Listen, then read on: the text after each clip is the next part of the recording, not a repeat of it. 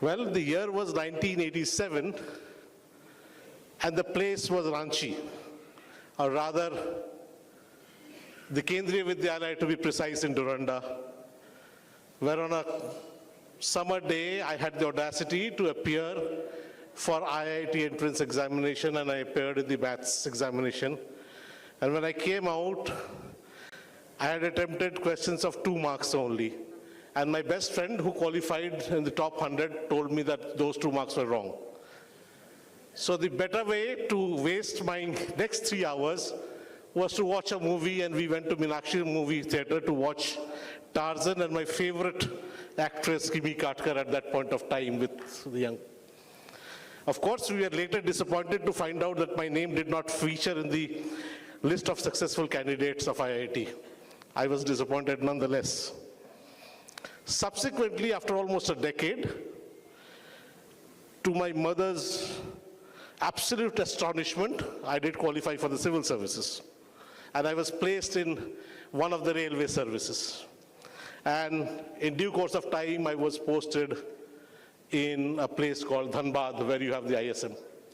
And Dhanbad, just outside the ISM campus, you have an excellent restaurant which serves great dhosas and idlis. I hope it's still there. I say this because that is the closest I reached to an IIT gate. And my apologies to face a crowd which cracked the examination successfully, which I failed successfully. So if I am a little nervous, I hope I'm excused. So after having introduced myself to this august alumni, let me begin with the talk that I'm supposed to be here. I can see the watch, but do buzz me when my time is over so that I can spare you of the further agony. Now, can I have the next slide, please, if I have something? Yeah, the next one, please. Do I have, can I have a pointer? Yeah, till such time you give it to me. We all know this is something that's in common knowledge that you cannot develop, and what we target to be a Viksit Bharat when we have a century of independence without adequate metal and mineral security.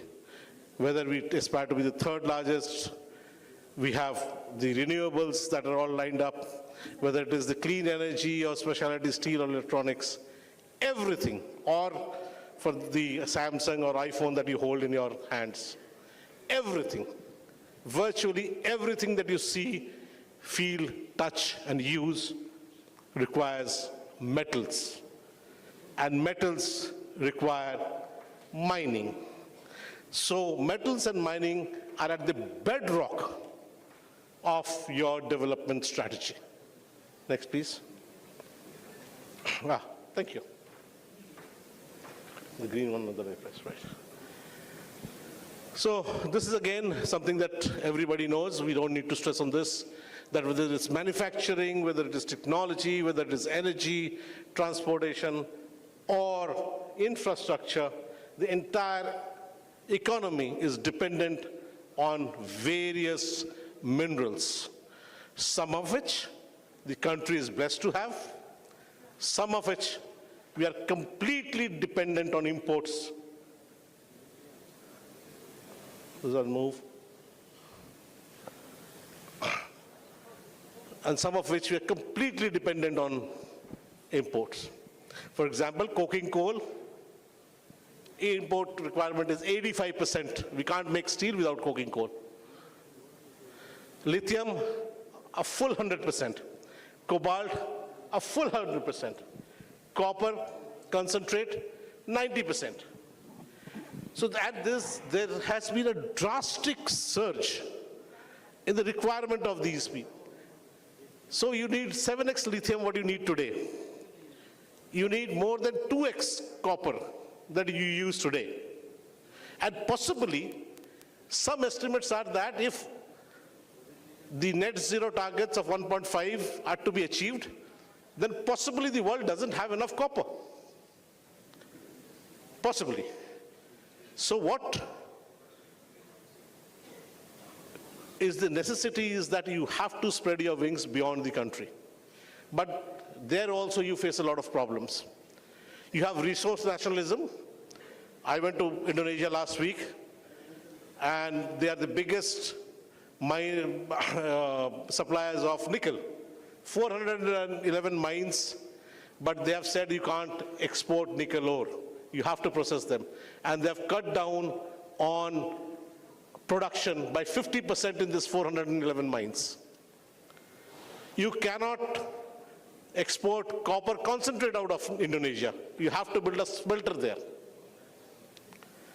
And there are various restrictions in various countries, like we have in India also. Iron ore, for example, higher grade iron ore, you cannot export without a 30% duty. And this resource nationalism is prevailing all over the world. And there are certain things that, whether the supply constraints, for example, cobalt is basically available in DRC. And mining there is very, very difficult. So we have to overcome these international challenges to meet our requirements of minerals and metals. Technology is completely a different ballgame altogether. It's not only mining, but having successful technology. We have mines in Australia. We have been there for around 10 years. We are mining there as well. And we have seen lithium processing facilities by Chinese makers who are otherwise processing in China failed in Australia because of the quality of ore is different. So every time is a first time for everybody. It really doesn't matter how long you've been in that business. Can I have this slide, please? And all of you know that mining is not for the faint-hearted. It is a difficult business to be in. It is profitable, but it is very, very difficult business to be in. India, if you see, we have very low exploration. Just for statistics' sake, Australia spends around $5,000 per square kilometer of mineable area. Canada, around $5,300. Guess what's the number for India? Just make a wild guess, anybody. 100 is too high. It's $9. So 6% of India's area is OGL, what we call is the obviously geologically potential area, and I don't need to teach it to engineers. 2% of which has been explored, 2% of which has been mined. 13 to open a mine. We have opened deposit 4 in Belladilla around last week, and we know right from the district authorities to the central government how many approvals are required and how tough they are getting. In India, we have a special problem. Our resources are available, but they're broken up into such small segments that it makes large-scale mining not possible. So when I went to the biggest mine in Australia, which is run by Atlas, the strike length is 35 kilometers. And I'm one of the biggest miners. The biggest strike length that we have is 5 kilometers. So in our country, it is small, it's beautiful. So we have limited resource size. And India is not even ranked in the Fraser Institute. Now, there's a Fraser Institute which ranks geographies in terms of which is mining friendly. Western Australia, where we operate a gold mine, is always number 1 for the last 10 years. We were ranking somewhere around 101, 97, 98 for years together. Then 5 years back we said, we'll not participate. So we are not even ranked. So what happens is that we have our own challenges.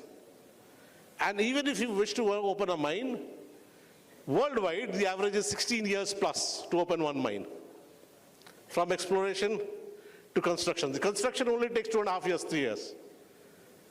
But the entire cycle takes 16.5 years. So if you are doing a lithium mine, which is likely to, the demand will not likely to be there by after 2045, because you'll have the recycling kicking in, as well as alternative solutions, possibly like hydrogen, etc. coming in. So what will happen is you have a 20-year window. You can't spend 16 years opening the mine, right? So you have to compress that in 6 years or 5 years, so that you have 15 years to milk your mine and then close it and go home. And mining is not only difficult in India. People who keep on saying, "Yaar, yahan par Gram Sabha hai, wahan par falana hai." The most sort of highest ranked is Western Australia, where we operate. You go there and see what native title right means. You have to negotiate one-to-one with n number of different organizations, and they decide what percentage of your profit or sales would go to them. It's a negotiation, the government simply doesn't here. We are currently doing an exploration, which I think will have a mine in 3 to 5 years' time, the biggest magnetite mine we expect there to have, along with our partner Atlas. It's about 250 kilometers of strike length, and every kilometer, it's a foot-to-foot survey along with the indigenous people who have a storytelling rights. So they'll tell the stories, and then they take a 6 months break because they want to go back to their villages and tell stories to their grandchildren, so that the tradition continues. And then you have a male group and a female group because they have different stories to tell. And if they say that thing is what is a heritage to us, no God in earth and heaven can touch that. So it's not easy. So do not blame the Gram Sabhas here.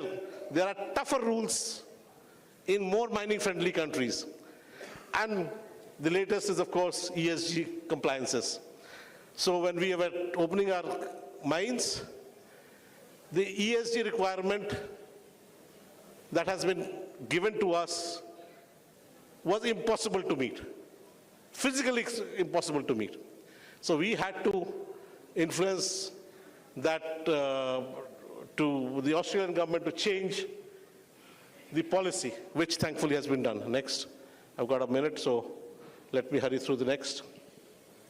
But we all know that the next generation is to be powered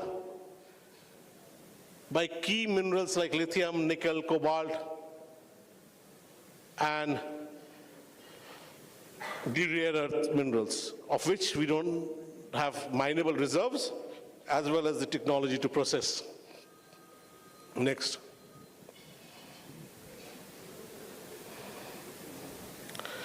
And as I said, that of the $12 billion US industry in exploration, more than 50% is on gold. Beat that. And we all know China's super dominance in this area. If we start today, maybe in 7 to 10 years, we'll be equal to China, because they are in this business for the last 30, 40 years. With the help of technology, with the help of digitization, we might run that same race in 8 to 10 years, what they did in the last 30 to 40 years. That's a possibility, but we need to start. And we need to start yesterday, not today, not tomorrow. Just 2 more slides. I know my time is up. Just give me 2 more slides. Is that okay with you? Can I have 2 more slides? We can skip that. Let us not pontificate on more. Just as CMD of NMDC, I just wanted to assure the audience and to the country that we are on the job of making India self-reliant. We have a vision, and we are spending money right now. The boots are on the ground, and the money has been on the table to make our production double in the next 5 years. We have strategic mineral diversification. We are diversifying beyond India. We are looking at properties very closely. We are almost taking up 10 minerals. We have just opened a new subsidiary for doing critical minerals. We are having international presence in Australia, Mozambique, and we have opened offices in Dubai. One will shortly open at Sydney, and we'll have much more properties by the end of the next year. And we are adding to our verification and pelletizing capacities. And we are the most digitally advanced miner today, and will be state-of-the-art miner tomorrow. The entire process, from planning a mine through Sarpak or Whistle or mine shed, to automatic sampling, which will be the first time introduced in India in 3 months' time, the entire value chain has been digitized, including the fleet management system, which has been introduced in our mines. Next, please. And just for the record, we do a jolly good job. The so-called biggies, the Rios, the Vales, the BHP, we beat them on many, many techno-economical parameters. Your company does a much sustainable, much efficient, and a much better job than many of the biggest names in the world. And if you see the bottom, our sustainability indices, the latest one, we beat Rio, Arcelor, Vale, BHP, and our brother SAIL. So I can assure you as a chairman that we have our hands on the wheel, and we are wide awake, fully aware and responsible, fully aware of the responsibilities that are on us to help this country achieve the goals of development of Viksit Bharat in 2047.